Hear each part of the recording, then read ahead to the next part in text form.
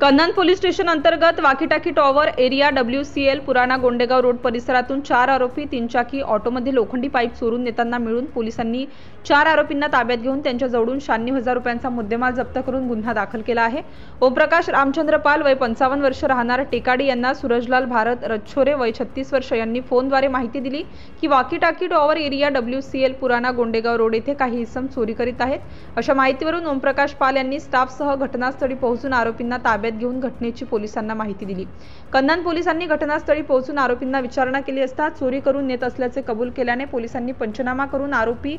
विकास उर्फ पिंटू छेदीलाल गुप्ता, दीपक बडेलाल कश्यप आणि सौरभ बिसुनदेव सहानी तीनही राहणार खदान, विजय बहादूर राम मिलन कबीरदास राहणार नागपूर यांना अटक करून त्यांच्या जवळून 3 चाकी ऑटो MH40 BZ 1877 किंमत 75,000 रुपये, लोखंडी पाईप 6 नग किंमत 20,000 रुपये,